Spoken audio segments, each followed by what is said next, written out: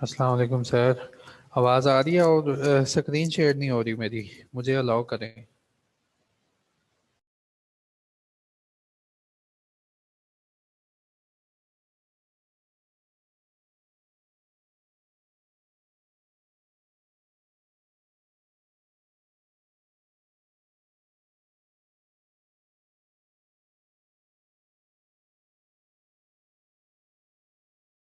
बिस्मिल्लाहिर्रहमानिर्रहीम। अस्सलाम वालेकुम बच्चों, क्या हाल है आपका? होपफुली काफ़ी दिनों बाद हम लोग दोबारा जो है ज्वाइन हुए हैं। काफ़ी अच्छा सफ़र है यार हमारा। हमने ये बिल्कुल स्टार्ट तब से किया था जब कॉर्पोरेट लॉ आपको नहीं आता था, मुझे आता था। लेकिन अब ये तुम लोगों को भी आता है और मुझे भी आता है। तो जैसा कि पिछले लेक्चर में किसी ने मुझे रिक्वेस्ट की थी कि सर इतना मोटा ताज़ा लॉ पढ़ा दिया आपने, बता तो दें पेपर में क्या ये सब कुछ याद करके जाना है? तो यार आज हम ना बिल्कुल कंप्रेशन लगाएंगे। हम कंप्रेस करेंगे और मैं तुम्हें गाइड करूंगा कि यार पेपर में ये चीज़ लेके जाना, ये ना लेके जाना। और तुम देखोगे लॉ तो बड़ा आसान है यार, पहली अटेम्प्ट में ही पास हो जाता है, कोई मसला नहीं।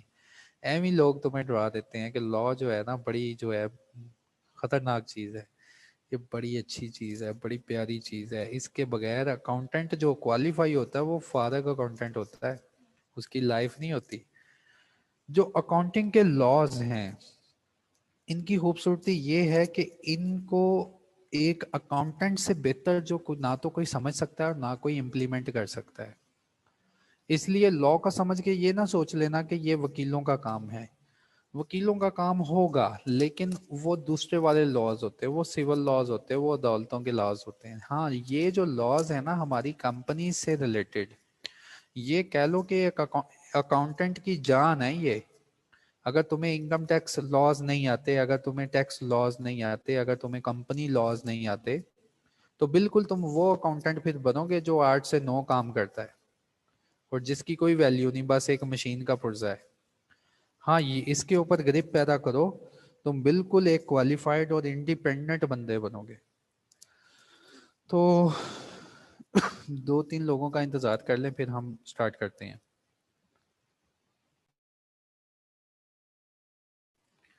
तो स्टार्ट करने से पहले ये देखो यार, मैंने कितना कुछ तुम्हें करवा दिया है और आज हम उसे कंसाइज भी करेंगे। पहले ये कोर्स आउटलाइन है पुरानी वाली मेरे पास, तो इसमें से थोड़ा सा चेंज भी हुआ है, वो भी देख लेंगे।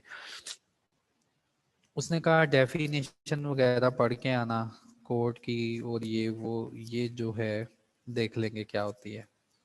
प्री इनकॉर्पोरेशन स्टेज मैंने तुम्हें सारी करवा दी, जिसमें जो है मेमोरेंडम ये वो सारी चीज़ें आती हैं।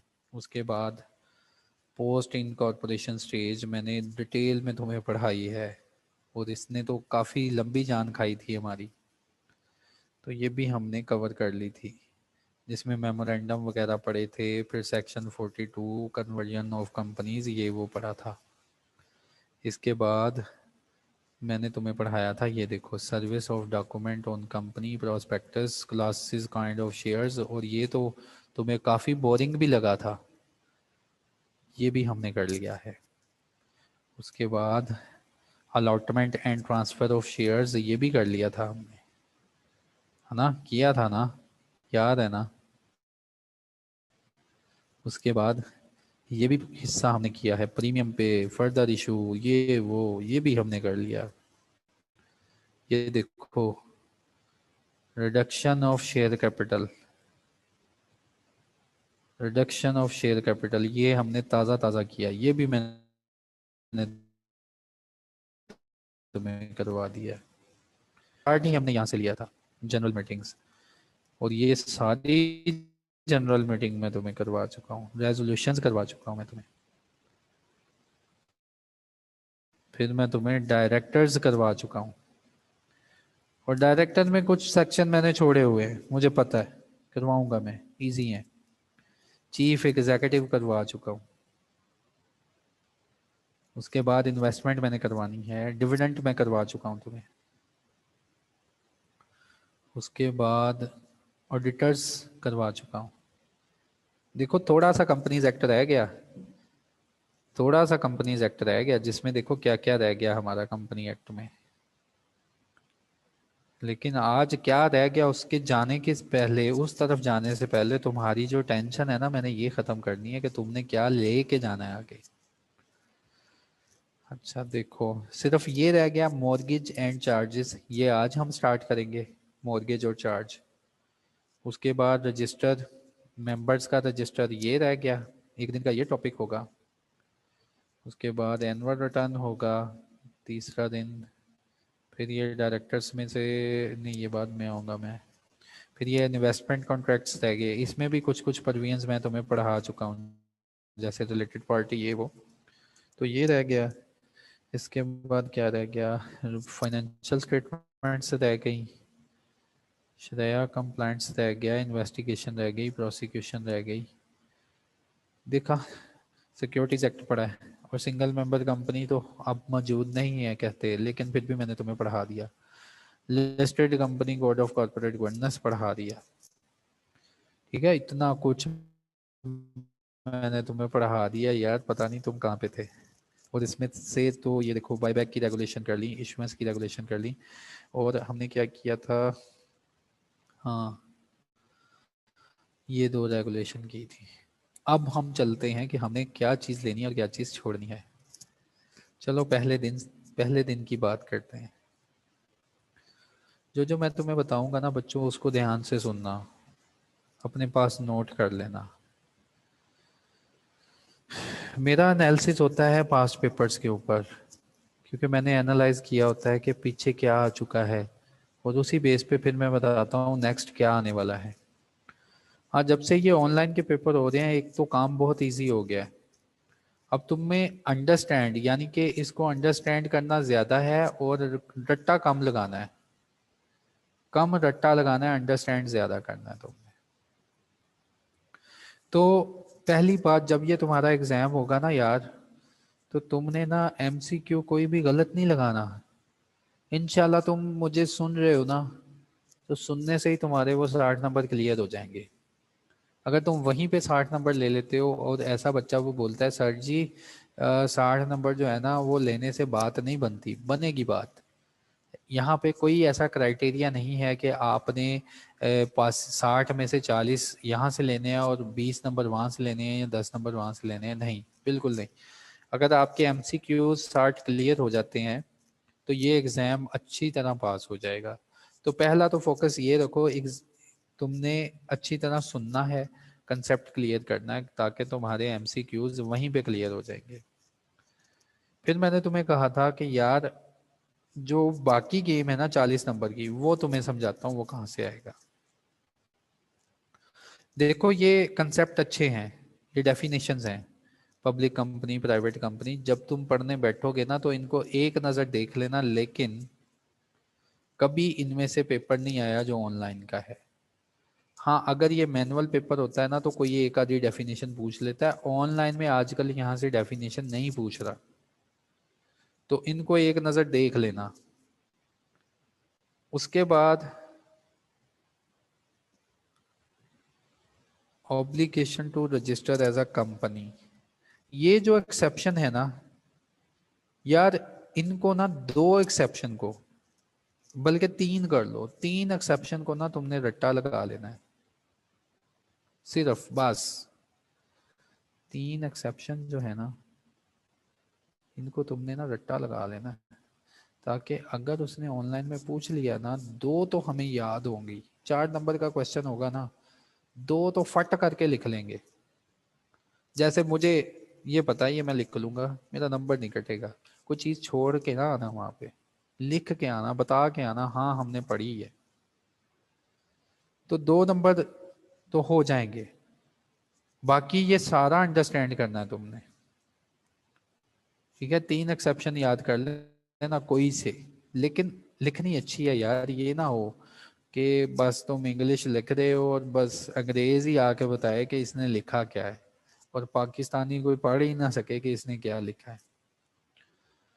फिर इसमें से कुछ भी नहीं देखा। उसके बाद बेसिक कंसेप्ट तो तुम्हें पता है क्या होता है, ये तो वैसे ही एक कहानी थी। मीटिंग में से तुमने क्या करना है, अब ज़रा गौर से सुनना। मीटिंग एक बहुत इंपॉर्टेंट कंसेप्ट है और रहेगा। जब मैनुअल की बात करें तो एग्जामिनर ने कभी भी कोई ऐसा पेपर नहीं बनाया जिससे उसने मीटिंग में कुछ ना कुछ ना लिया हो। और मैं तो हमेशा फोकस रखता हूँ, कंपनी एक्ट करवाने से पहले बच्चे को समझा देता हूँ मीटिंग क्या है, क्योंकि पूरे एक्ट में बातें हो रही होती हैं, स्पेशल रेजोल्यूशन ये वो, तो जब तक इसको ना समझा जाए तो बाकी बातें हजम नहीं होती। फिर स्टैट्यूटरी मीटिंग और उसके बाद एनुअल जनरल मीटिंग, इसको सिर्फ तुमने एक नज़र देखना है। यहां से कभी भी पेपर नहीं आया, पेपर आता है तो छोटा सा आता है, हल्का सा कंसेप्ट पूछता है, क्योंकि बच्चे जो उसको पता है, बच्चों ने जान मार देनी है एनुअल जनरल मीटिंग पे, स्टैट्यूटरी मीटिंग पे। हाँ, जहां पे बच्चा थकता है ना वहां पे उसकी आंख खुलती है। किसकी बोला? आईसीएमए की। अच्छा, एनुअल जनरल मीटिंग में से ना एक पॉइंट उठा लेना कि वीडियो लिंक फैसिलिटी किसको प्रोवाइड की जाती है। वीडियो लिंक फैसिलिटी किसको प्रोवाइड की जाती है, इस पॉइंट को तुमने ना अपनी लैंग्वेज में लाजमी याद रखना है। देखो कुछ भी नहीं उठाया यहाँ से, सिर्फ ये चीज उठाई, क्योंकि बाकी अगर यार वो मुझसे पूछेगा ना, मुझे पता है, अल्लाह का शुक्र है, मैंने तुम्हारी इतनी ट्रेनिंग की है कि तुम अपनी जुबान से लिख के आ जाओ। जुबान से नहीं यार, हाथ से लिख के आना है, लेकिन तुम्हें आता होगा, मुझे पता है इंशाल्लाह। मैसेज तो करो, यही ना हो मुझे पता हो तुम्हें ना पता हो। मैसेज तो कर दो।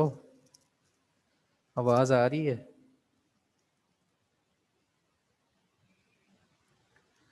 तो एजीएम के टॉपिक में से ना तुमने सिर्फ यार, बाकी तो कंसेप्ट हमें आता है, बिल्कुल आता है, लिखवाएगा लिख भी लेंगे, कोई मसला नहीं।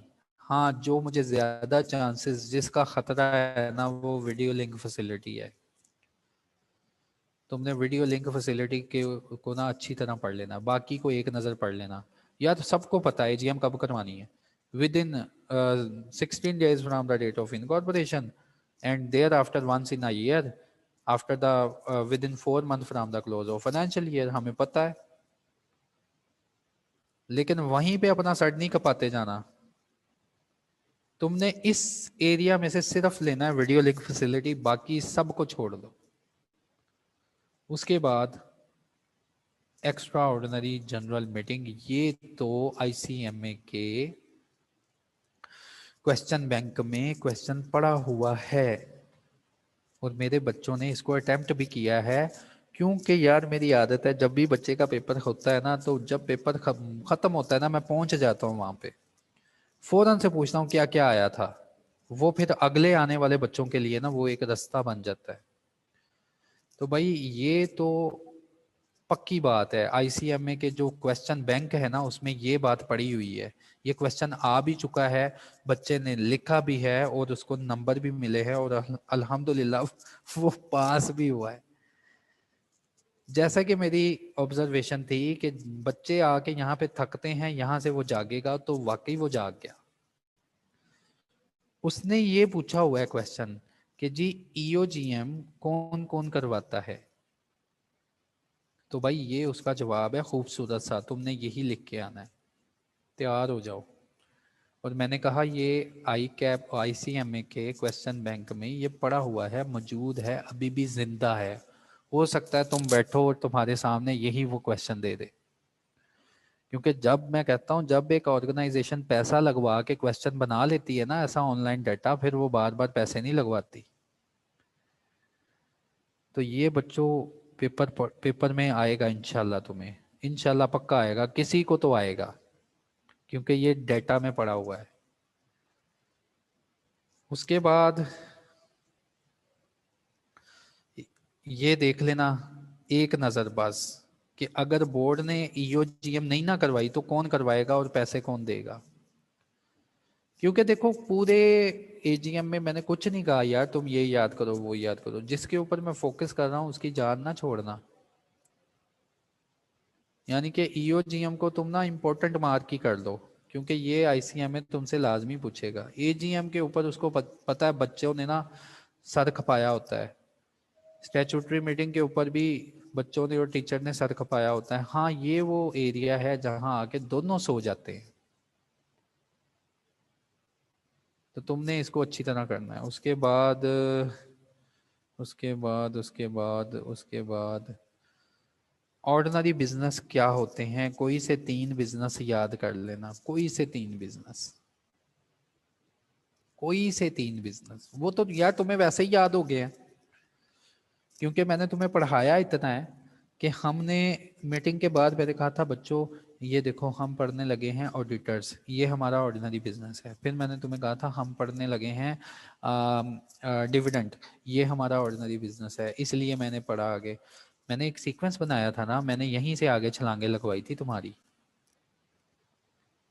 तो यार ये जो है ना 3 बिजनेस तुम्हें आने चाहिए। हो सकता है तुम्हें पूछे कि यार तुम ये बताओ कि ये जो है ऑर्डिनरी बिजनेस क्या होता है, तो तुम लिख सकते हो। सर कहीं पेपर बनाने वाले हमारी बातें तो यार सुन ले बातें, फिर क्या हो गया, पेपर तो आएगा यहीं से, इससे बाहर तो नहीं ना बनाएगा। अगर कोई और चीज यूज करेगा हम लिख सकते हैं यार, कोई मसला नहीं। हमें अल्लाह का शुक्र है, अब इतना यकीन है कि हमारी इतनी ट्रेनिंग हो गई है। सुन ले बातें हमारी, हम दे के आएंगे जवाब।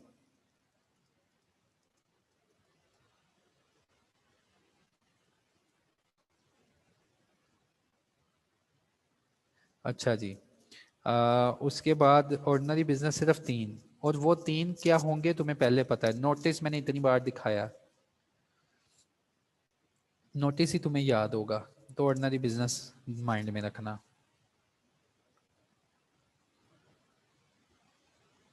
स्पेशल बिजनेस क्या होता है, इसके बारे में नो हो होनी चाहिए कि जब भी एक स्पेशल बिजनेस यूज होता है ना, तो उसके साथ स्टेटमेंट लगनी है। उस स्टेटमेंट के ऊपर सारे मटेरियल फैक्ट्स बताने हैं। उसमें ये बताना है कि डायरेक्टर का इंटरेस्ट तो नहीं, बस इतनी सी बात कर दोगे यार तुम्हें नंबर मिल जाएंगे। ये तो बात मुझे अभी भी याद हो गई कि जहां पे एक कंपनी स्पेशल बिजनेस यूज, यार कोई चीज छोड़ के ना आना पेपर में। हाँ, कोई चीज गलत ना लिख के आना, ये मैं डबल कहता हूँ। कोई चीज छोड़ के ना आना और कोई चीज गलत ना करके आना। हाँ, अगर तुम्हें नहीं ना आती तो तुम्हारे दिमाग में ये ना हो कि मैं छोड़ना ही नहीं इसको, वो फिर पेपर वाला तुम्हें नहीं छोड़ेगा। कोई गलत चीज ना लिख के आना। हाँ, मैंने कहा छोड़ के ना आने का मतलब ही यार मैंने तुम्हें इतना टीच किया है, इतना कोच किया है कि तुम्हें तुम्हारे माइंड में उसके रिलेटेड कुछ ना कुछ तो इंफॉर्मेशन होगी। और पेपर भी यार हमारा सुकून का पेपर है, ठंडा पेपर है, तसल्ली से तुम जवाब दे सकते हो, और एग्जैक्ट जवाब देता है बच्चा, क्योंकि मुझे अपने बच्चे पे यकीन है। अच्छा, तो यार स्पेशल बिजनेस आ जाए, तुम्हें लिखना आना चाहिए स्पेशल बिजनेस में क्या क्या चीजें होती हैं। हमें पता है जी जनरल मीटिंग में स्पेशल बिजनेस डिस्कस होता है। जब भी स्पेशल बिजनेस डिस्कस करना है तो आपने उसके सारे मटेरियल फैक्ट्स बताने हैं। फिर इस स्पेशल बिजनेस में बताना है डायरेक्टर का इंटरेस्ट तो नहीं। क्या बात है यार, हो गया ये भी।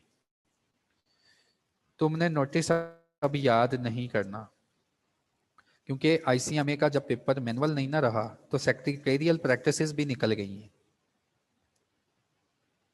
तो नोटिस जो है इसको याद ना करना, फिर भी एक नजर देख लेना यार बनता कैसे है। हो सकता है उसने मेरी बात सुन ली है। हो सकता है उसने मेरी बात सुन ली है और तुम्हें कह दे कि बनाओ बैठ के नोटिस, 10 नंबर मिलेंगे तुम्हें। तो कोई मसला नहीं, हम नोटिस भी बना लेंगे, क्योंकि मीटिंग के चैप्टर में मैंने तुम्हें नोटिस बनाना जो है ना, नोटिस सेक्रेटेरियल प्रैक्टिसेस के ऊपर मैंने अपना फोकस रखा हुआ था कि यार तुम मुझसे पढ़ो और तुम मुझसे इस काबिलियत का पढ़ो कि तुम ये नोटिस भी बना सको। तो फॉर्मेट को एक नजर देख लेना, आ गया तो बना लेंगे। क्या लिखना है नोटिस में, यही लिखना है ना कि मीटिंग कहाँ पे होनी है, कैसे होनी है, कब होनी है। और ऑर्डिनरी बिजनेस तो मैंने पहले ही तुम्हें 3 याद करवा दिए। अगर आ भी गया तो हम बना लेंगे, छोड़ेंगे नहीं इसको। लेकिन मैंने कहा ये नहीं आ रहा। उसके बाद सर्विस ऑफ नोटिस नहीं आ रहा। कि नोटिस कैसे पहुंचाना है। पहली स्लाइड खत्म होगी। देखा इसमें से हमने क्या चूज किया, सिर्फ थोड़ा सा हिस्सा, थोड़ा सा हिस्सा। कंक्लूजन हो गई इसकी। अब हम आगे चलते हैं।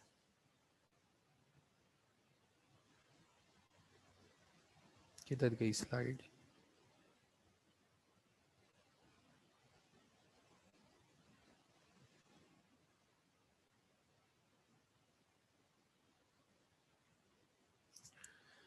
उसके बाद मैंने बताया था, चलो ये भी खत्म हो गई। ये देखते हैं। हाँ, उसके बाद भाई, प्रॉक्सी को समराइज करना है तुमने, छोटे छोटे पॉइंट लिखने हैं, छोटे छोटे पॉइंट। ये तो बड़े आसान और सौखे पॉइंट है। छोटे छोटे पॉइंट लिखना तुम कि प्रॉक्सी कैसे पॉइंट होता है। अच्छा, प्रॉक्सी जो है, इसको एक बार पढ़ोगे ना ये वैसे ही याद हो जाना है। छोटे छोटे पॉइंट लिखने पर इसको कैरी नहीं करना तुमने। छोटे पॉइंट लिखने का मतलब, समराइज लिखने का मतलब कि अगर ये अल्लाह ना करे आ गया, तो मैंने छोटे पॉइंट लिखे हैं ना, मैं इसके बड़े पॉइंट्स लिख सकता हूँ कि प्रॉक्सी कौन होता है, अपॉइंट कौन करेगा, उसके बाद प्रॉक्सी का इंस्ट्रूमेंट साइन कौन करेगा, उसके बाद प्रॉक्सी क्या कर सकता है। तो ये छोटे से पॉइंट होते हैं। अगर वैसे तो नहीं आया, आ गया तो लिख भी लेंगे, कोई मसला नहीं। लेकिन तुमने इसके ऊपर रट्टा नहीं मारना, इसको अंडरस्टैंड करना है। अंडरस्टैंडिंग चाहिए तुम्हारी सेक्शन नंबर 137 की। इसी तरह कोरम की तुम्हारी अंडरस्टैंडिंग चाहिए, क्योंकि ये नंबर यार हमें याद हो गए हैं, ये भी नंबर याद हो गए हैं। बस अंडरस्टैंड कर लेना, क्योंकि मुझे पता है तुम्हें पूछेगा ना लिस्टेड कंपनी का कोरम, तुम फट से बताओगे।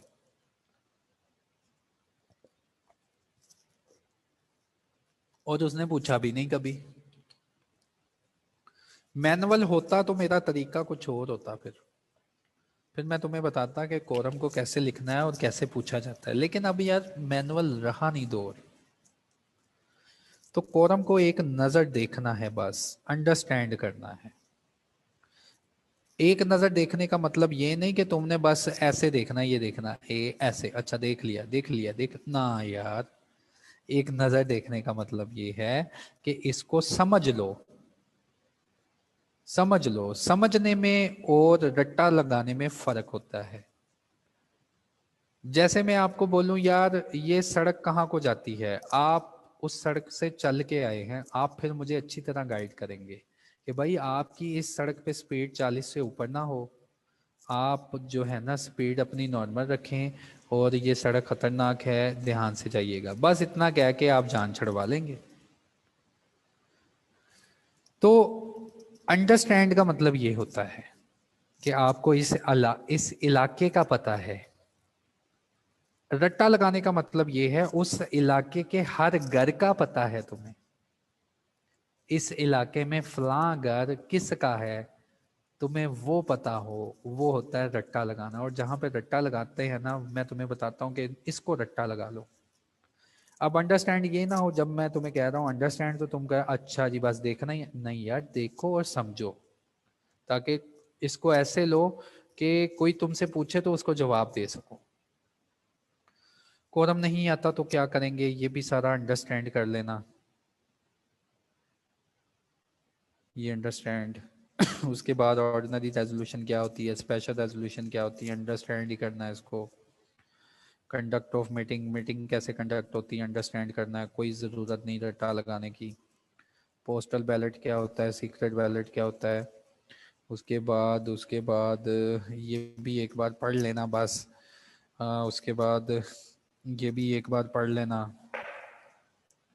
यानी कि अंडरस्टैंड, बस पता हो प्रोसीजर है क्या, लेकिन रट्टा नहीं मारना। डिमांड फॉर पोल कौन करेगा, ये 2 नंबर बस जो है ना इनको अच्छी तरह देख लेना कि पोल की डिमांड कौन करेगा। बस पोल की डिमांड कौन करेगा, पोल की डिमांड कौन करेगा ये तुम्हें पता होना चाहिए। उसके बाद अगर पोल की डिमांड कर दी तो ये डिमांड जो है ना, ये पोल कब लिया जाएगा, बस ये पॉइंट और और ये पॉइंट टाइम फॉर टेकिंग पोल, इनके ऊपर ना अपनी मोटी मोटी आंखें खुली रखना, ठीक है। उसके बाद उसके बाद उसके बाद उसके बाद उसके बाद उसके बाद उसके बाद ये वाला साकिब निसार साहब, ये मैनुअल में इसकी बड़ी जान खाई थी आईसीएमए ने। आईसीएमए के पेपर उठा के देख लो, मैनुअल में कभी ना कभी कहीं ना कहीं इसको पूछा गया है, लेकिन 2 पेपर हो गए ऑनलाइन के, उसने इसको पूछा नहीं। तुम इसको कर लो, 136 को ना अच्छी तरह कर लेना। पूछा नहीं उसने अभी तक, हो सकता है पूछ ले, लेकिन मैनुअल में बड़ी जान खाई हुई थी इसकी। बस यार, उसके बाद ये जो है ना फाइलिंग, फाइल क्या क्या करना है, एक नज़र देखना है कि कौन सी चीज़ें कब फाइल करनी है, एक नज़र देखना है। जब तुम एक नज़र देखोगे ना, मैं तुम्हें रिकमेंड करता हूँ अपने पास ना एक रजिस्टर रख लेना, उसके ऊपर ना छोटे छोटे पॉइंट लिख लेना। जैसे फाइलिंग है ना, एक नज़र देखने का मतलब तुम यहाँ पे छोटा सा पॉइंट लिखो कि shall be filed within 15 days, मुझे पता चल जाएगा मीटिंग का टॉपिक है ना, resolution shall be filed 15 days, clear. Summarise करो सारी चीजों को, छोटा कर लो, कंप्रेस कर लो, बाकी चीजें सारी फाड़ के फेंक दो, सच में ना फाड़ के फेंक देना। और ये देखो, अगर तुम्हें कोई मसला हो तो फौरन इस नंबर पे कॉल करो। क्लियर हो गया मीटिंग, बस ये था मीटिंग में यार। जो मैंने कह दिया वो तुमने लाजमी करना है, जो मैंने नहीं कहा, अंडरस्टैंड करने का कहा, उसको कंप्रेस कर दो, उसको कंसाइज कर दो, उसको समझो, समझ के उसका बुलेट पॉइंट बना लो। अपने आप को ऐसे सोचो कि जैसे कोई तुमसे गाइडलाइन लेने आया तो उसको क्या गाइड करोगे, ठीक है। तो ये देखो, इतना लंबा टॉपिक था मीटिंग का और बातें कितनी निकली छोटी सी।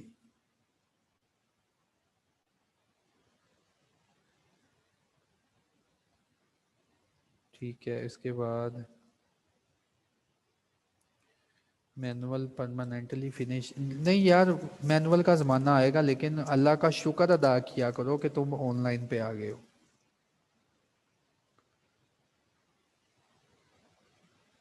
अल्लाह का शुक्र अदा किया करो कि तुम लोग ऑनलाइन पे आ गए हो, क्योंकि अगर ये मैनुअल होता तो मैंने तुम्हें लिखवा लिखवा के तुम्हारी जान छोड़नी थी। मीटिंग क्लियर हो गया यार, इतना बड़ा टॉपिक हमने कंसाइज कर लिया। अब जाते हैं ऑडिट पे।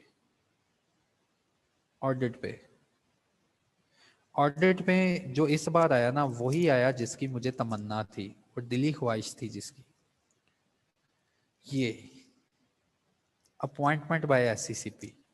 ये आई कैप के डेटा बैंक में मौजूद है। आई कैप कह रहा हूँ, आईसीएमएपी। भाई ये क्वेश्चन आईसीएमएपी के डेटा बैंक में मौजूद है, हो सकता है यही क्वेश्चन तुमसे पूछ ले।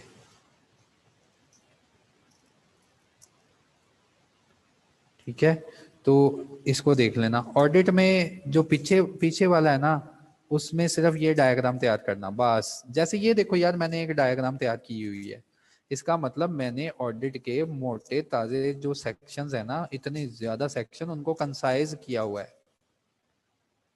और जब मैंने तुम्हें पढ़ाया था ना, तो मैंने यहीं से याद, ये देखो ये है ये है ये है, तो कितने ज़्यादा सेक्शन मैंने कैप्चर करके अपने पास डायग्राम बना के रख लिए कि कल को कोई मुझसे पूछेगा ना, मैं उसको डायग्राम से याद करवा दूंगा। तो तुमने भी अब मीटिंग को ऐसे डायग्राम बना लो अपने पास, छोटे छोटे पॉइंट बना लो।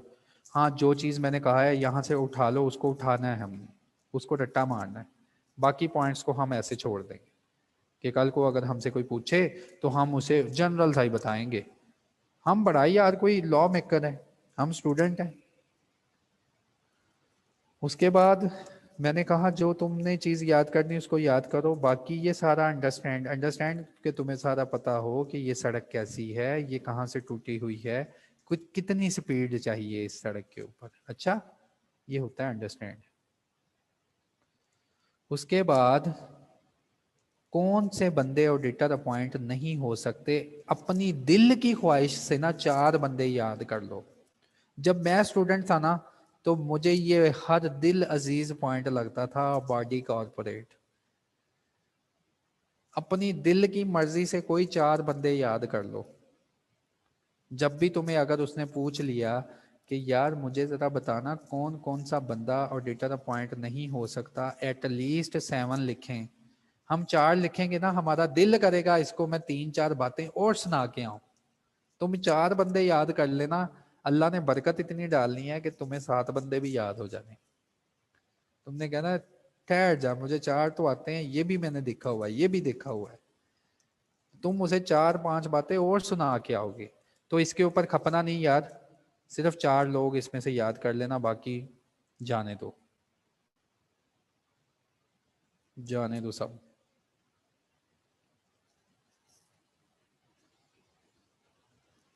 सिग्नेचर कौन कर सकता है, अंडरस्टैंड कर लेना।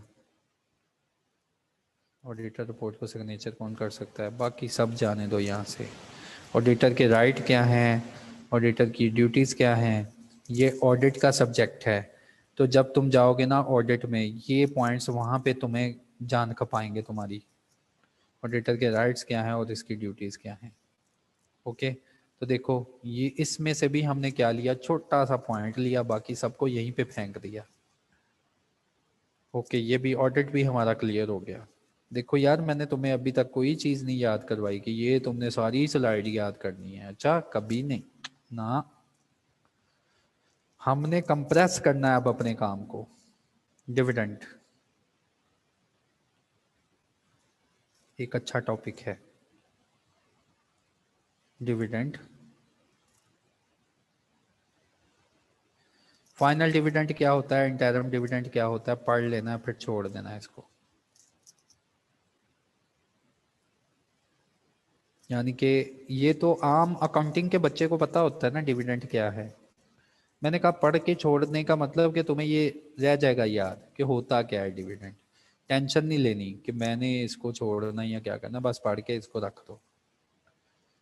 डिविडेंड जो है वो कहाँ से इशू करना है, डिविडेंड जो है वो कहाँ से इशू करना है, इसको अंडरस्टैंड कर लेना बस। एक बार पढ़ लेना, अंडरस्टैंड कर लेना, छोटे से पॉइंट बना लेना, जान छोड़ देना इसकी।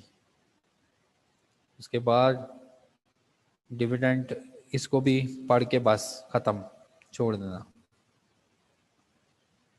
एक नज़र पढ़ लेना। उसके बाद ये लाजमी देख लेना, पढ़ना है, अंडरस्टैंड करना है इसको। अगर तुम्हें कोई मसला होता है तो इस नंबर पे कॉल कर लेना। इसको सिर्फ पढ़ना है तुमने, एक बार पढ़ लोगे तुम्हें सारी कहानी पता हो जाएगी। पढ़ लेना इसको, ज़्यादा ज़ेन का जोर नहीं लगाना। हाँ, ये वाला पॉइंट, ये जो मैंने रंग बिरंगा किया है ना, कोई मर्जी के 4 पॉइंट तुम पे लाजम है, मर्जी के 4 पॉइंट। जहां मैं कहता हूं ना मर्जी के 4 पॉइंट, फिर वहां पे मेरी मर्जी होती है। इसका मतलब तुमने इन्हीं पॉइंट में से 4 पॉइंट को अपनी जिंदगी का हिस्सा बना लेना है। ये ना हो मैं तुम्हें कहूं इन्हीं से 4 पॉइंट तुम फिर अपनी मर्जियां चलाओ। तो यहां से कोई से 4 पॉइंट कि कौन से वजूहात हैं जहां पे डिविडेंड को रोक भी ले तो कोई मसला नहीं होगा। फारक होगी स्लाइड, ये बस एक बार पढ़ लेना, अंडरस्टैंड कर लेना। अंडरस्टैंड का मतलब, बार बार मैं तुम्हें वार्न कर रहा हूँ, अंडरस्टैंड का मतलब जैसे मैंने तुम्हें सोशल एग्जांपल भी दी कि तुम जब एक सड़क पे चलते हो, कोई तुमसे पूछे रास्ता कैसा है, तुम उसको सारा बताते हो कि भाई ये रास्ता ही खराब है, मुझे सारा पता है कहाँ कहाँ पे ये रास्ता खराब है, कितनी स्पीड होनी चाहिए। अंडरस्टैंड का मतलब ये है। रट्टा लगाने का मतलब भाई मुझे पता है इस सड़क पे कितने दरख्त हैं, मैंने गिने हुए हैं, मैंने उनका फासला भी गिना हुआ है। तो जहां मैं कहता हूँ ना 4 पॉइंट, इसका मतलब तुमने वो दरख्त को नाप लेना है।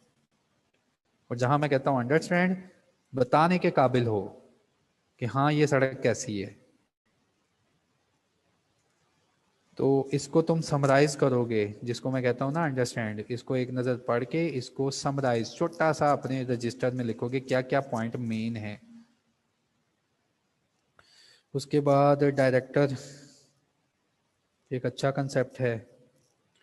इसमें इसमें इसमें इसमें इसमें इसमें ये वाली डेफिनेशन जो है ना, ये पड़ी हुई है डाटा बैंक में, ये वाली। लेकिन मसला इस डेफिनेशन का ये है यार कि लॉ ने इस डेफिनेशन को इस बार ना खत्म कर दिया है। जो अमेंडमेंट हुई ना नॉन एग्जीक्यूटिव डायरेक्टर की, उन्होंने ये डेफिनेशन खत्म कर दी है। लेकिन जैसा कि ये आई क्या है, आईसीएमए के डाटा बैंक में पड़ा हुआ है, तो तुम इसको क्यों जाने दो, इसको पकड़ो फिर। ये डेफिनेशन ये डाटा बैंक में मौजूद है। उसके बाद उसके बाद सारी चीज़ें जो है, इन एलिजिबिलिटी ये मिलती जुलती है ऑडिटर से। इन एलिजिबिलिटी ऑडिटर से मिलती जुलती है। तो इसमें से भी अगर इसको एक नज़र देखोगे ना, 3-4 पॉइंट तो तुम्हें वैसे ही याद हो जाने हैं। ओके, 3-4 पॉइंट इसके देख लेना। मेरे ख्याल से ये है बोर्ड ऑफ डायरेक्टर की स्लाइड, हाँ ये है, मैंने चेंज की थी, कोई मसला नहीं, डेटा तो वही है। Executive director, non executive director, उसके बाद मिनिमम डायरेक्टर, एक नज़र देखोगे तुम्हें याद हो जाने हैं। वैसे उसने कभी नहीं पूछा, मैनुअल में पूछा हुआ है 2 नंबर का क्वेश्चन, ये भी नहीं पूछेगा तुमसे। एलिजिबिलिटी पहला डायरेक्टर का पता है हमें, बार बार पढ़ने की ज़रूरत नहीं। इन एलिजिबिलिटी कौन कौन सा बंदा डायरेक्टर अपॉइंट नहीं हो सकता, मैंने कहा 3 या 4 पॉइंट देख लेना। और अपनी पसंद के जो तुम्हारे दिल को चंगे लगते हैं ना, वो पॉइंट तुमने उठाने हैं, और वो पॉइंट ऐसे उठाने हैं लिखो तो पता चले।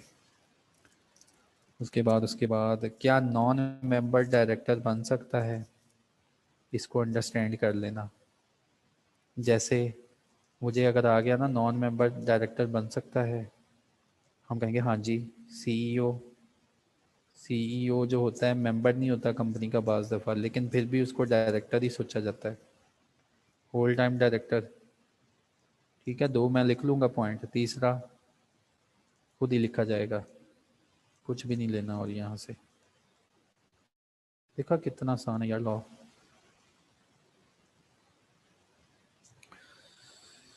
अच्छा,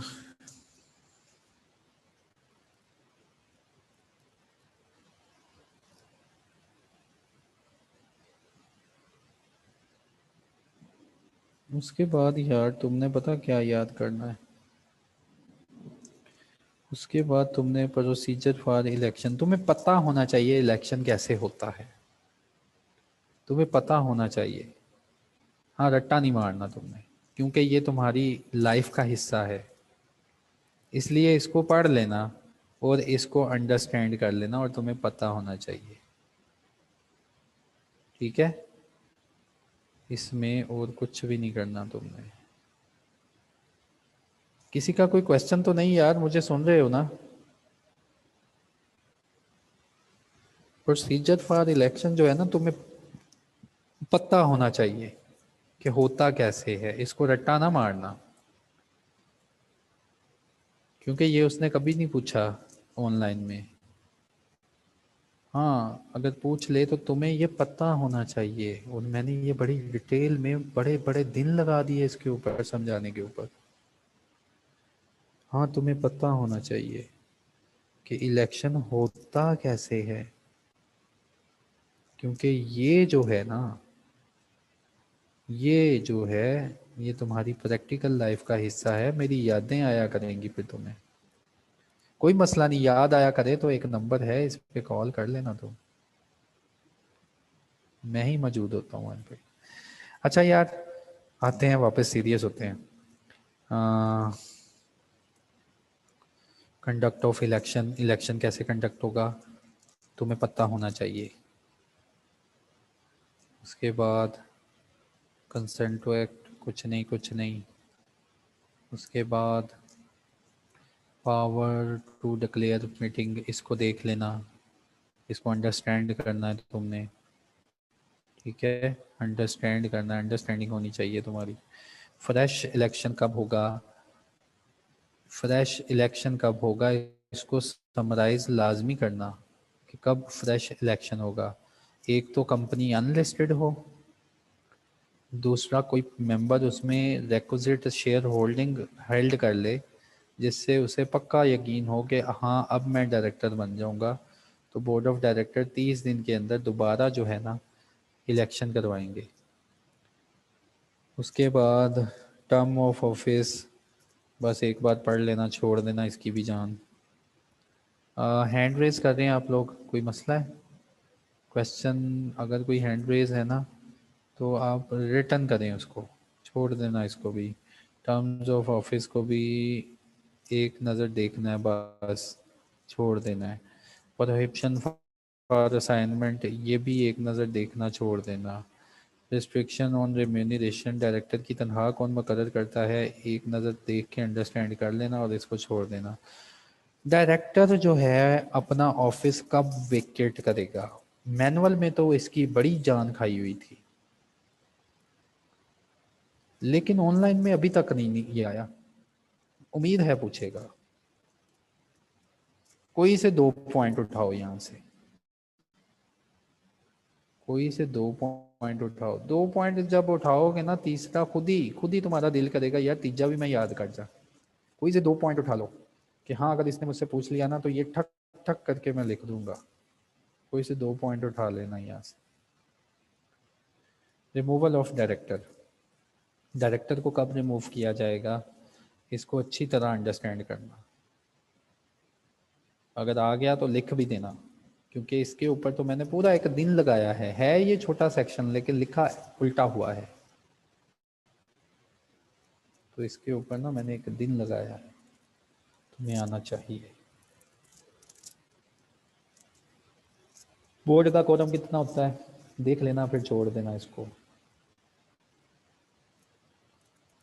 उसके बाद रिकॉर्ड्स, लोन टू मेंबर, क्या डायरेक्टर को लोन मिल सकता है, इसको एक नज़र देखना है बस। ठीक है, देखना है इसको, समराइज कर लेना। उसके बाद चलो जी, ख़त्म हो गई डायरेक्टर स्लाइड भी। देखा क्या चीज़ ली यहाँ से हमने, बाकी कुछ नहीं लिया, जहन पे हमारे वज़न भी नहीं आया।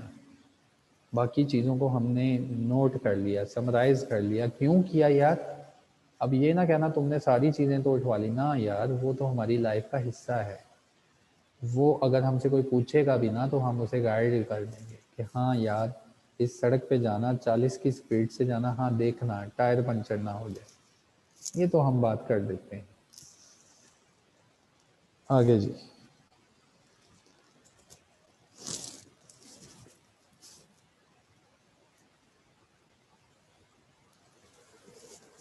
ये रिलेटेड पार्टी की यार बोर्ड ऑफ डायरेक्टर में ही स्लाइड है। किसी का मैसेज आया था कि सर रिलेटेड पार्टी जो है ना वो आपने स्लाइड नहीं भेजी हुई, तो भेजी हुई है मैंने।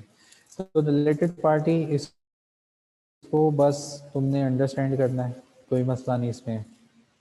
इसके बाद रिलेटेड पार्टी ट्रांजैक्शन कौन सी होती हैं, 2-3 देख लेना, तुम्हें वैसे ही याद आएंगे, सेलिंग ऑफ गुड्स ये वो। उसके बाद जी रिलेटेड पार्टी की डेफिनेशन क्या है, पहली 3 डेफिनेशन देख लेना। ठीक है, रिलेटेड पार्टी में कौन शामिल है, पहली 3 डेफिनेशन देख लेना, बाकी फारिग करो। उसके बाद बाकी एक नज़र पढ़ लेना, समराइज कर देना, ख़त्म। ओके, ये भी ख़त्म हो गया। इसके बाद अब हम आगे चलें।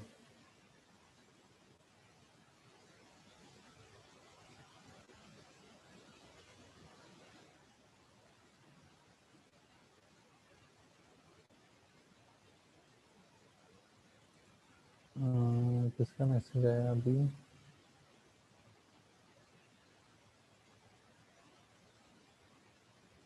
हाँ, रिडक्शन ऑफ शेयर कैपिटल की मैं कर दूंगा सर। और फिर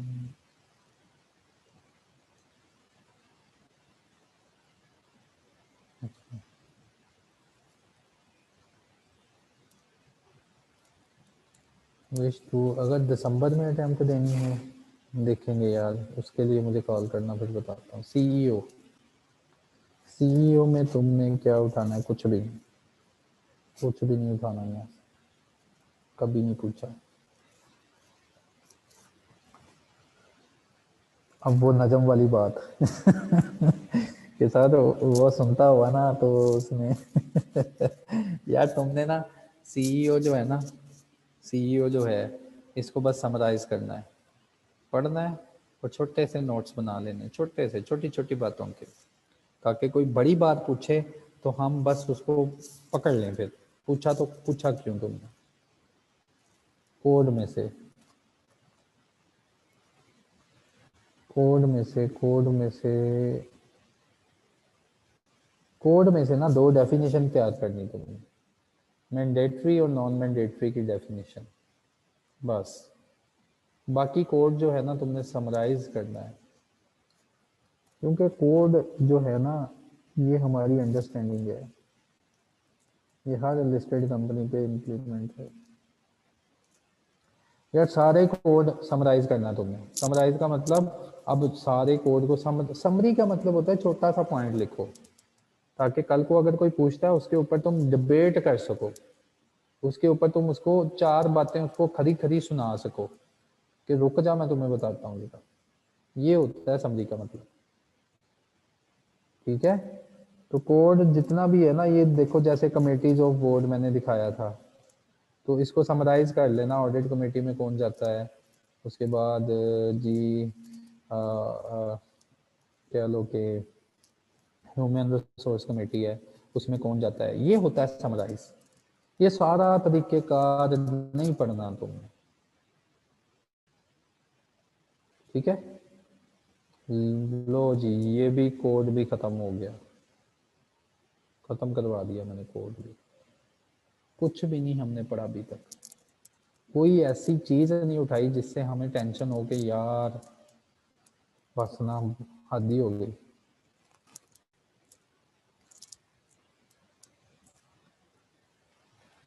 ये जो है ना कंपनीज इनकॉर्पोरेशन, इसमें से हर साल जो है वो 5 नंबर का पूछता है रिटर्न में, और इसमें तो मैंने दो एरिया भी स्पेसिफाई कर लिए, जो दो पेपर हुए ना वो पूछ भी लिए कौन कौन सा पेपर आया। तो इसमें से यार ये चीज तो तुमने वैसे ही पढ़ लेनी है, रेजर्वेशन जो है कैसे होती है, कोई नहीं याद करना इसको, एक बार पढ़ लिया अंडरस्टैंड हो गया, छोड़ दो, छोड़ दो इसकी जान। कंपनी कोई भी नाम नहीं रखेगी, अनअप्रोप्रिएट, अनडिजायरेबल, डिसेप्टिव, ये तीन की नाम ही याद हो जाए तो काफी है, नहीं पढ़ना है इसको। कंपनी ने अब अगर अपना नाम चेंज करवाना है तो एक बार अगर तुम इसको पढ़ोगे तुम्हें अंडरस्टैंडिंग आ जाएगी। या कंपनी जो है एससीसीपी की अप्रूवल के बगैर ये नाम नहीं रखेगी, एक दो नाम देख लेना इसमें से बस। Change of name by company procedure पढ़ लेना, कि नेम जो है वो कैसे चेंज होता है। अब इतना लॉ तुमने पढ़ा है, आधे प्रोसीजर तो तुम्हें खुद ही आते हैं। अब मैं तुम्हें कहूँ ना कंपनी ने ये काम करना, तुमने आंखें बंद करके कह देना स्पेशल रेजोल्यूशन करवाए। होता ही हमारे साथ ये है, हमसे कोई दोस्त पूछ लेना यार कंपनी में ये काम करना चाह रही है, हम सारी उसकी बात सुनते ही नहीं, हम पहले कह देते स्पेशल रेजोल्यूशन करवा लो। क्योंकि लॉ पढ़ा हुआ है हमने कि कंपनी खुद तो काम कर नहीं सकती, जो भी काम करवाएगी सबसे पहले क्या आएगा? Special resolution. फिर हम दूसरा कहते हैं अप्रूवल ले लो, ठीक है?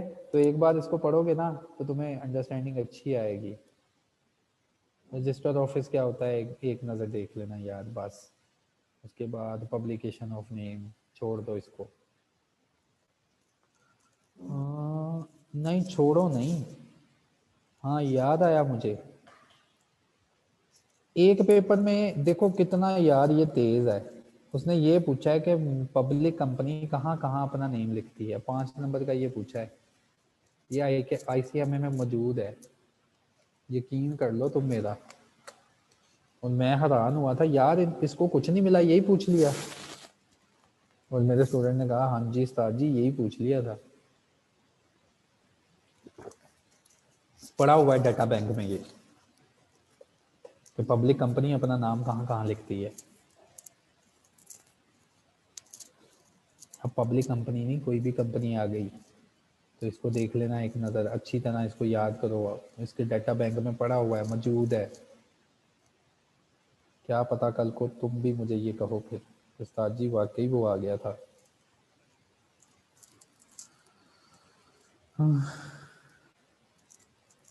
यार पेनल्टी लेवल को नहीं याद करना तुमने, मैंने तो पहले भी कह दिया था। पेनल्टी लेवल किसी ने कोई पेनल्टी लेवल याद नहीं करना, वो बस गाइडलाइन है हम सेक्रेटेरियल प्रैक्टिसेस वालों को कि ये काम कर लो नहीं तो इतनी सजा है।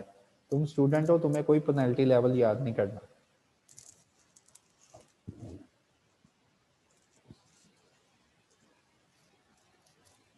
अच्छा जी, इसके बाद पब्लिकेशन ऑफ नेम, ये मैंने कहा मौजूद है वहाँ पे। इसके बाद मेमोरेंडम में से प्रिंसिपल लाइन ऑफ बिजनेस, ये तुम्हें पता होना चाहिए क्या है, क्योंकि मैनुअल पेपर में तो इसकी बड़ी जान खाई है इसने। प्रिंसिपल लाइन ऑफ बिजनेस है क्या, फिर मेमोरेंडम क्या है ये देख लेना, मेमोरेंडम कैसा होना चाहिए ये देख लेना, ठीक है, अंडरस्टैंड कर लेना। जैसे ये याद, मुझे तो पॉइंट वैसे ही याद हो गए। मेमोरेंडम प्रिंट होना चाहिए, मेमोरेंडम डिवाइड होना चाहिए पैराग्राफ में, मेमोरेंडम साइन होना चाहिए।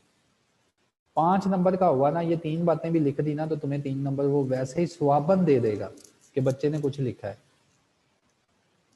अगर 3 बातें तुमने लिख ली ना तो यकीन करो यार, मुझे अपने स्टूडेंट पे यकीन होता है, अगर बच्चा 3 बातें लिख लेता है ना, उसमें कॉन्फिडेंस इतना आ जाता है, वो 7 बातें अपनी तरफ से सुना के आता है और वो 7 बातें एग्जैक्ट होती हैं फिर, अगर 3 पहली बातें एग्जैक्ट जाती हैं। तो मैं अपने बच्चे को यही तसल्ली देता हूँ, यार नहीं याद होता ना कर, कम से कम 3 पॉइंट तो तुम लिख के आओगे ना, तो 3 3 एक एक छोटा पॉइंट भी जो है ना हमें पास करवा देता है। इसलिए यार अल्लाह का शुक्र है मेरा बच्चा फेल नहीं होता। अच्छा, memorandum of company limited by shares देख लेना, मेमोरेंडम में नाम कैसे लिखते हैं बस। बाकी जो मेमोरेंडम में है ना, तुम एक नज़र पढ़ लोगे तुम्हें याद हो जाना है कि मेमोरेंडम में क्या क्या होता है। जैसे प्रिंसिपल लाइन ऑफ बिजनेस होती है, प्रोविंस का नाम होता है, अंडरटेकिंग होती है, लायबिलिटी क्लास होती है, ये तो वैसे ही। लेकिन इसमें इम्पोर्टेंट पॉइंट है कि मेमोरेंडम में नेम कैसे लिखा जाता है, ये बस। बाकी सब कुछ छोड़ दो, बाकी एक बार पढ़ के छोड़ दो, एक बार पढ़ के छोड़ नहीं दो, ये तुम्हारी लाइफ है, ये तुम्हारी प्रैक्टिस में आ गया है, ये लॉ है, तुम्हें अंडरस्टैंड होना चाहिए, अंडरस्टैंडिंग होनी चाहिए।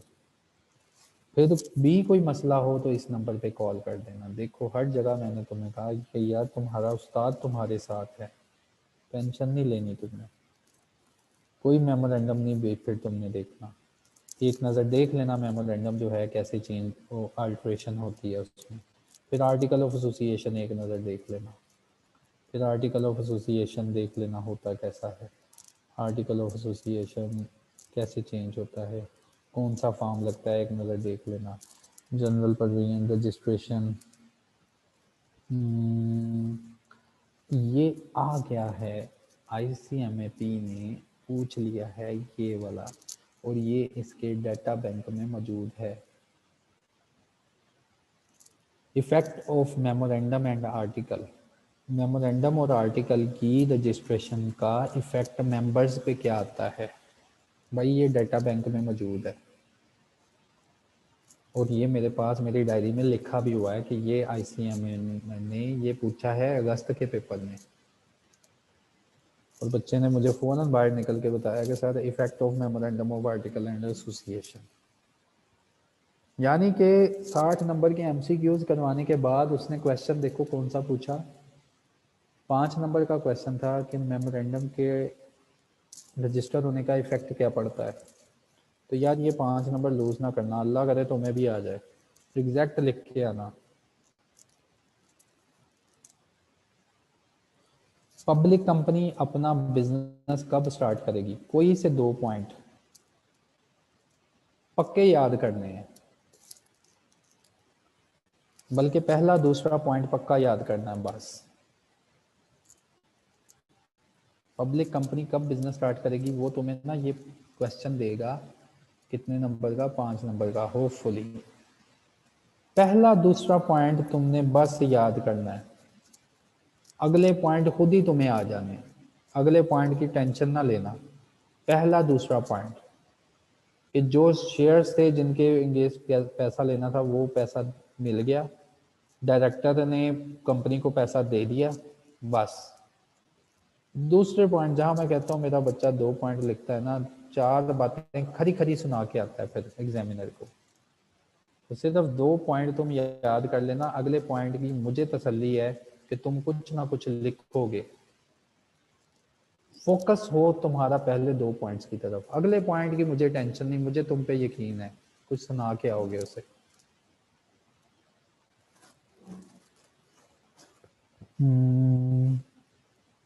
बस जी, अब इसमें से क्या चीजें लेनी है मैंने तुम्हें बता दिया, बाकी सब कुछ छोड़ दो। इनकॉर्पोरेशन हमारी हो गई। Winding up most important topic हर एग्जाम में, चाहे वो मैनुअल है और चाहे ये ऑनलाइन पे गया है, वाइंडिंग अप में से इसने पूछा है। और इसके डाटा बैंक में क्या मौजूद है वाइंडिंग अप का, वो मैं 2 बार देख चुका हूं।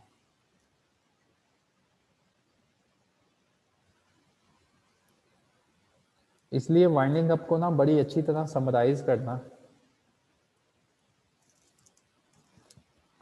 कौन से सर्कमस्टांसेस हैं जिनमें कोर्ट कंपनी को वाइंड अप कर सकता है, जो दिल को अच्छे लगते हैं ना, जो दिल को अच्छे लगते हैं, वो 4 पॉइंट। मुझे नहीं पता कि वो लंबे पॉइंट है, मुझे नहीं पता वो छोटे पॉइंट है, जो तुम्हें सोखे सोखे लगते हैं ना उठा लो, लेकिन उसको अपनी जिंदगी का हिस्सा बना लो। ये ना हो कि तुम 4 पॉइंट भी लिखो तो ऐसे लिखो कि तुम कहो कि यार 4 कहे थे, मुझे वो 4 भी नहीं याद, ये बात ना हो। कुछ भी नहीं और करना, सिर्फ 4 पॉइंट ऊपर से, सिर्फ 4 पॉइंट। कंपनी कब सोचा जाता है कि अपना कर्जा नहीं दे पाती?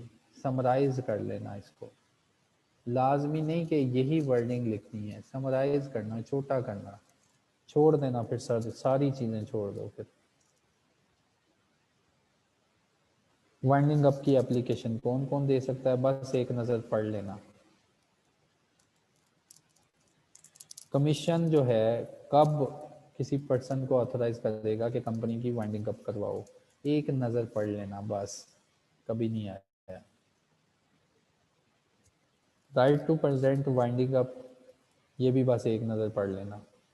लेकिन मैंने कहा यार ये मोस्ट इंपॉर्टेंट एरिया, ये एग्ज़ाम में आना ही आना है, इसके बगैर कभी भी आईसीएमए का या मैनुअल हो जाए या ऑनलाइन हो जाए, इसके बगैर कभी पेपर नहीं आया यार। तुम एक चीज़ ही क्यों ना नोट करो, जब भी पेपर का तैयार करना है ना, जब भी पेपर तुमने तैयार करना है, सबसे पहले तुमने वाइंडिंग अप तैयार करनी है, फिर कोई और हिस्सा तैयार करना है। वाइंडिंग अप सबसे पहले तुमने वाइंडिंग अप का लेक्चर तैयार करना है, फिर कोई और लेक्चर तैयार करना। पहला मेन टारगेट वाइंडिंग अप है, इसमें से क्वेश्चन आना ही आना। जो मैंने पिछले क्वेश्चन बताया ना, हो सकता है वो दे ही ना, ये कभी नहीं हो सकता कि ये वाइंडिंग अप का ना दे। वाइंडिंग अप तुम्हें आना ही आना, लिख लो अपने पास पक्का।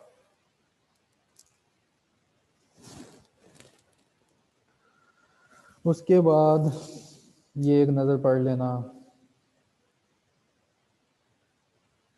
उसके बाद लाइबिलिटीज़, उसको समराइज करो, ये उसने पूछा है, डेटा बैंक में मौजूद है, और मुझे स्टूडेंट ने बताया है कि सर लाइबिलिटी ऑफ कंट्रीब्यूटरी में उसने पूछा है। और उसने ये नहीं मुझे बताया सर मुझे क्या पूछा है, लेकिन उसने बताया सर ये पूछा है, क्योंकि पेपर देने के बाद स्टूडेंट बेचारे को अपनी होश नहीं होती। जितनी बातें पूछ सकता हूँ ना वो फिर मैं पूछ लेता हूँ उससे। ने बताया कि सर इसमें से आया है, लाइबिलिटी ऑफ कंट्रीब्यूटरीज में से उसने आया है, पूछा है। उसके बाद ऐसा डायरेक्टर जिसकी लाइबिलिटी अनलिमिटेड होगी, अंडरस्टैंड कर लेना, अंडरस्टैंड कर लेना। उसके बाद जी सॉल्वेंसी अंडरस्टैंड कर लेना, कंट्रीब्यूटर्स इनके अंडरस्टैंड कर लेना। अंडरस्टैंड का मतलब समराइज, छोटा सा पॉइंट लिख लेना ताकि कोई पूछे तो उसके ऊपर डिबेट कर सको, तुम उसको अगले बंदे को 4 बातें खरी खरी सुना सको।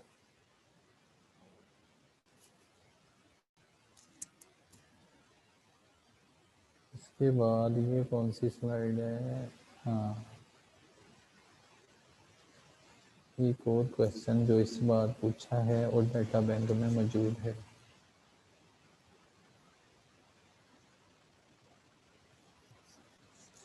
पावर ऑफ कोर्ट कहाँ गया, power of court, power of court है वाइंडिंग अप, हाँ ये देखो, ये डाटा बैंक में मौजूद है, ये power of court data bank में भाई जी ये मौजूद है कि कोर्ट के पास जब एक वाइंडिंग अप की पिटीशन जाती है तो कोर्ट क्या कर सकता है उसके साथ। ठीक है, मेरे पास में ये वो ये तुम्हें आना चाहिए। उसके बाद ये जो भी है इसको समराइज करो तुम। उसके बाद ये जो है ऑफिशियल लिक्विडेटर, सारा समराइज, कुछ भी नहीं रट्टा मारना, यहाँ से तुमने समराइज करना है, समझना है इसको। रिमूव हो सकता है तो क्यों रिमूव हो सकता है, मुझे पता है, तुम्हें भी पता है। मिसकंडक्ट किया, फ्रॉड किया, ठीक है, तो ऐसे पॉइंट तो हम लिख लेते हैं यार, कोई मसला नहीं होता है इनमें। उसके बाद अंडरस्टैंड करना है, अंडरस्टैंड। और ये जो स्टेटमेंट बनाता है, स्टेटमेंट के कोई से 3 पॉइंट देख लेना कि जब एक ऑफिशियल लिक्विडेटर स्टेटमेंट बताता है तो कौन सी चीज़ें लिखता है, कोई से 3 पॉइंट। ये 3 पॉइंट ऐसे है तुम्हें वैसे ही देख के याद रह जाएंगे कि name of the company, company के अफेयर्स, ये वो चीज़ें। हो गया, ये भी छोड़ दो इसको। एसएमसी रूल्स वैसे ही नहीं है हमारे पास। प्रोस्पेक्टस एंड अलॉटमेंट आया ही नहीं इसमें से क्वेश्चन, दो अटेम्प्ट हो गए, इसमें से क्वेश्चन नहीं आ रहा। अटेम्प्ट को तो छोड़ो, मैनुअल में नहीं कभी उसने पूछा, लेकिन फिर भी जो है ना, तुम इसको समराइज कर लेना, अच्छे कंसेप्ट हैं। समराइज का मतलब कि अच्छी तरह पढ़ के फिर फारग करवा देना इसको। जैसे ये लिखा हुआ है कि शेयर एप्लीकेशन कितने दिनों में इशू करनी है, ये ऐसी चीज़ें। शेयर कैपिटल,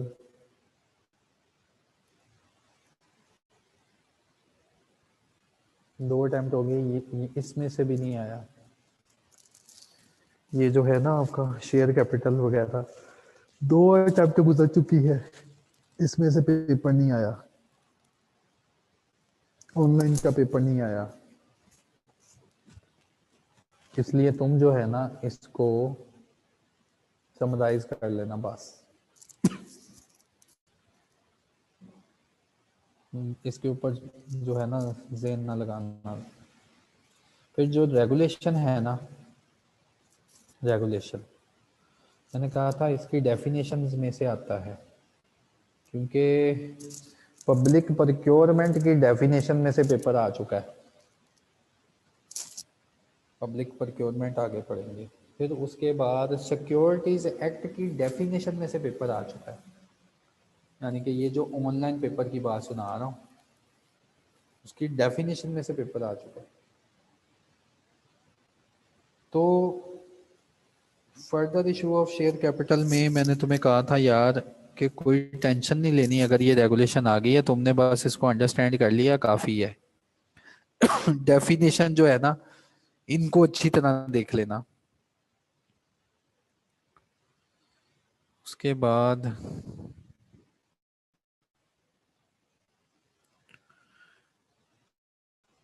एक एक दो दो कंडीशन देख लेना बस, जेन पे जोड़ना डालना इसके ऊपर, क्योंकि दुनिया में एक यही मौजूद नहीं है, दुनिया में बहुत कुछ मौजूद है। एक एक दो दो रेगुलेशन बस देख लेना। ये जो है ना 4 पॉइंट, बस ये याद करना, क्योंकि ये 4 पॉइंट बार बार रिपीट हो रहे हैं कि अगर बोनस शेयर इशू करने हैं, फ्री रिजर्व नहीं है, ये 4 पॉइंट जो है ना बार बार इशू हो रहे हैं। और ये बड़े सौखे पॉइंट हैं यार। डायरेक्टर जो है अंडरटेकिंग दे, डायरेक्टर अंडर राइटर अरेंज करे, तो ये जो है ना बड़ा सौखा पॉइंट है।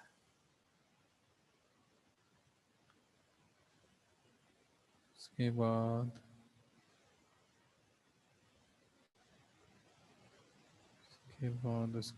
उसके बाद छोड़ दो इसको, रेगुलेशन को, कोई मसला नहीं। देखा यार, कोई चीज नहीं ऐसी है जो तुम्हें ना आती हो, बिल्कुल जो है ना हमने कंसाइज कर दिया सारी चीजों को। कितना एरिया उठाया हमने, कितना एरिया हमने छोड़ दिया।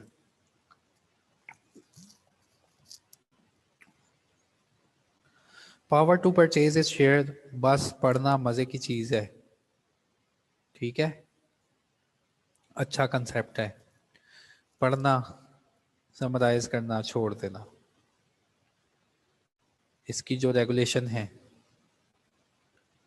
इसकी जो डेफिनेशन है ना, मैंने कहा यार डेफिनेशन, जैसे ये पब्लिक अनाउंसमेंट तुमसे लिखवा सकता है क्या होती है, ठीक है।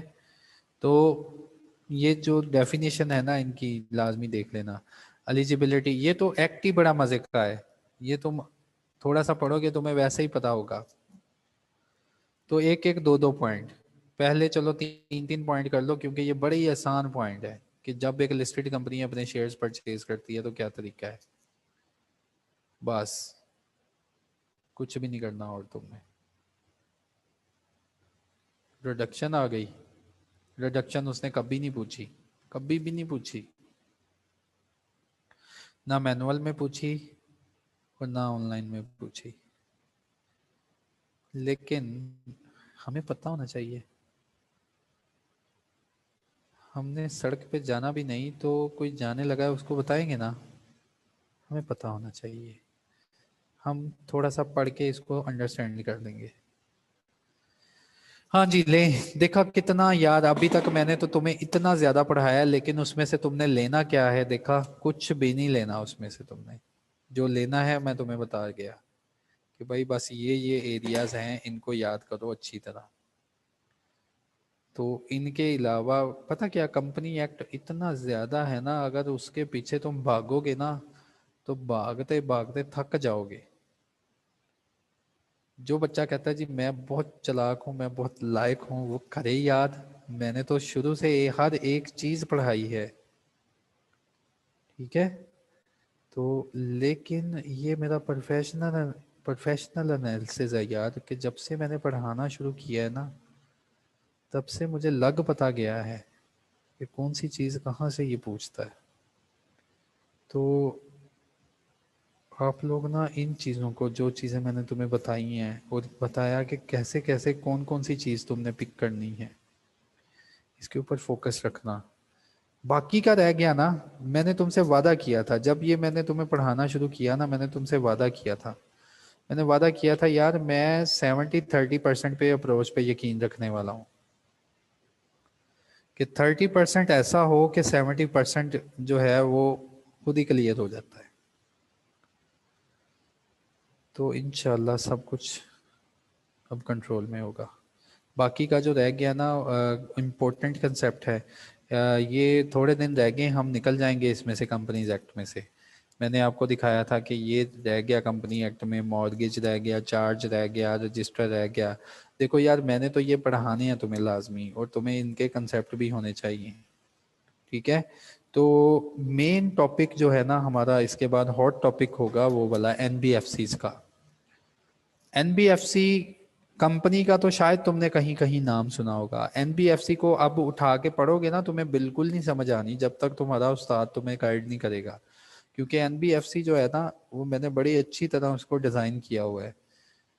और जब पढ़ाऊंगा तो इंशाल्लाह समझ आएगी तुम्हें, बहुत अच्छी समझ आएगी। तो ये देखो कंपनीज एक्ट में अब थोड़ा सा हिस्सा रह गया हमारा, वो करने के बाद डायरेक्ट मेरा टारगेट होगा एनबीएफसी और अदर जो रह जाएंगे उनमें। तो आपका कोई क्वेश्चन है, कोई कंसर्न है, शेयर करें काइंडली। मैं बोल बोल के थक गया हूँ आज।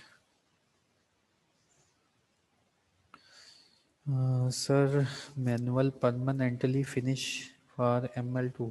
देखो अभी कुछ कह नहीं सकते, लेकिन अल्लाह का तुम शुक्र अदा करो कि तुम्हारा ऑनलाइन पेपर है। मैं तो बच्चों को यही कहता हूँ कि अल्लाह का शुक्र अदा कर लो तुम्हारा ऑनलाइन पेपर है, नहीं तो मैनुअल देख लो कितनी लेंथ में पेपर आता है।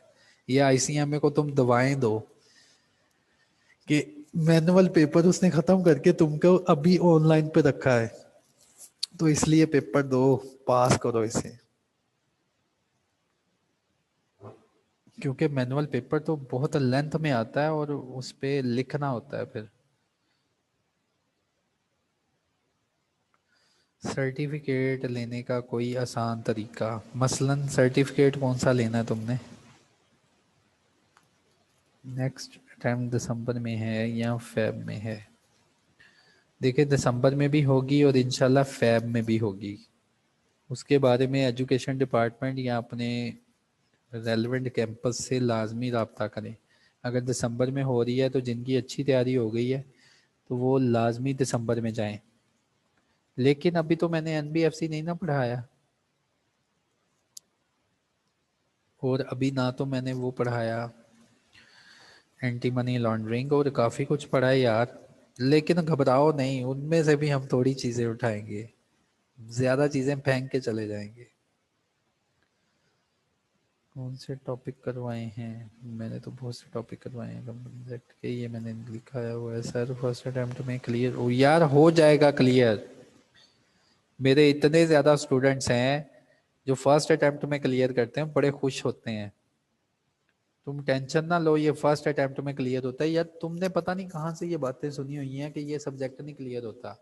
अकाउंटिंग से पहले मेरा सब्जेक्ट क्लियर होता है, और अल्लाह का शुक्र है, ये मैं लिख के देता हूँ तुम्हें। अकाउंटिंग से पहले तुम मेरा सब्जेक्ट क्लियर कर जाओगे और पहली अटेम्प्ट में क्लियर करोगे अगर तुमने मेरे सारे लेक्चर सुन लिए। इंशाल्लाह इंशाल्लाह। सर क्या पता वो अब ईओजीएम सीरियस ना यार। ये पता क्या कायनात, मैं एक बात ही कहता हूँ कि जब एक ऑर्गेनाइजेशन पैसा लगाती है ना तो सोच समझ के लगाती है। वो फिर पैसा लगाती है कि मैंने ना ये बच्चों को बार बार तो नहीं ना उसने पैसा लगाना पेपर बनाने पे, ऑनलाइन पेपर बनवाना, और ये काफ़ी पैसा लगता है इसके ऊपर। तो मैं बच्चों को यही कहता हूँ कि यार जब भी एक ऑर्गेनाइजेशन पैसा लगाती है ना, सोच के लगाती है। उसने पैसा लगा लिया, अब 6 साल 5 साल जो है ना ऐसा ही चलेगा।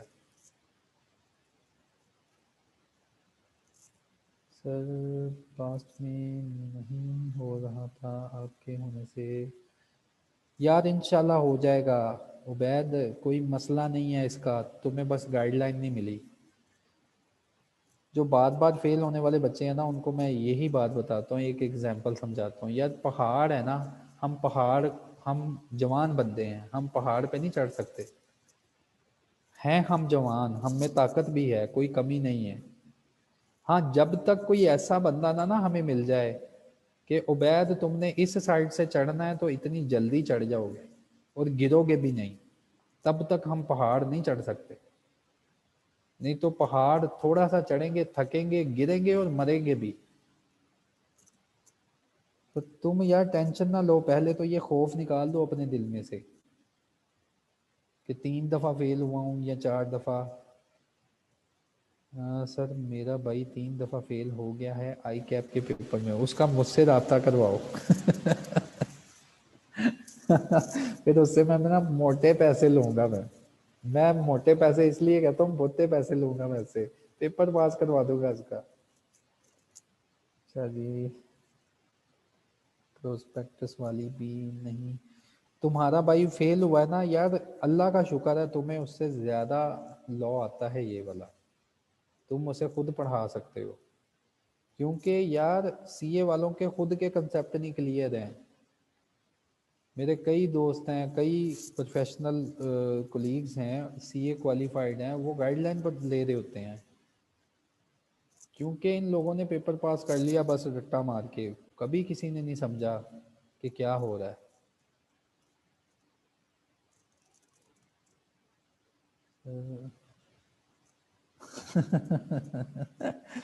वो तो अल्लाह की मर्जी है यार। अच्छा सर, वो तो बॉस कोचिंग वाले बच्चे हैं, मैं तो उनके काम कर समझता। ये क्या बोला है सलमान सर? वो तो बस कोचिंग वाले बच्चे हैं, मैं तो यार किसी को कम कर नहीं समझते। अल्लाह का शुक्र अदा करें कि अगर हमें कोई चीज़ आ गई है। स्लाइड पूरी नहीं हुई। मैं आज इंशाल्लाह यार, पता क्या, मेरी लाइफ अब इतनी बिजी हो चुकी है ना कि मैं कंटिन्यूस सुबह से पढ़ा रहा हूँ, और अभी भी मैंने 2 घंटे इसके बाद फिर पढ़ाना है। और मेरा हाल तो, मैं अगर मैं कैमरा ऑन करूँ ना तो तुम्हें कहना है कि ये हमारा उस्ताद है। नहीं नहीं, ऐसी कोई बात नहीं, अच्छी शक्ल है, अल्लाह का शुक्र है। गोल्ड मेडल लेने का भी मेथड बता दे। गोल्ड मेडल लेना है ना तो अच्छी तरह सारी चीज़ें सुनो, वो जो चीज़ें मैंने कही है ना, इनको अच्छी तरह फॉलो करो, इनको पक्का याद करो, फिर इनके अलावा भी मेहनत करो, ठीक है? फिर गोल्ड मेडल भी आ जाएगा, कोई मसला नहीं। कमर्शियल लॉ में इस बार मेरे एक स्टूडेंट को मेरिट सर्टिफिकेट मिला है, तो गोल्ड मेडल भी कोई बड़ी बात नहीं होती, इंसान ही लेते हैं। सर बी ओ आर जो गूगल ड्राइव में है उनमें रिलेटेड पार्टी मिसिंग है। चलो बी ओ डी मैं तुम्हें रिलेटेड पार्टी वाला ना सेंड कर देता हूँ। होपफुली यार, आज एक बहुत अच्छा सेशन था हमारा। आज हमारा दिल का बोझ कम हो गया कि ये जो उस्ताद हमें डेली इतनी ज़्यादा परवीन्स पढ़ा जाता है, क्या हमने यही पढ़नी है? और हमारे दिल में से ये खौफ निकल गया कि जो लोग हमें बताते हैं ना ये पास नहीं होता, यार बिल्कुल पास होता है, इंशाल्लाह हम हो के दिखाएंगे। तो बिल्कुल ये अच्छी तरह पास होगा। Thank you, so nice of you. अल्लाह हाफिज़, अपना ख्याल रखिएगा। और बाकी के इंशाल्लाह जो लेक्चर है, जब मैं उनको कंक्लूड कर दूंगा ना, अच्छी तरह तुम्हें समझा दूंगा, फिर मैं उनको कंप्रेस कर पाऊंगा। जैसे मैंने ये सारा एरिया तुम्हें पढ़ाया था, समझाया था, और फिर मैंने कंप्रेस कर दिया इसको कि यार अब जो है ना विन आर ए आर हम लगा सकते हैं। हम अपना जो 100 GB का डाटा है ना, उसको हम अपना 3 GB का डाटा बना सकते हैं। तो अगला पोर्शन इंशाल्लाह पढ़ाऊंगा, तो उसको भी हम फिर on the basis of past analysis उसको कंप्रेस कर जाएंगे। थैंक यू, अल्लाह हाफिज़।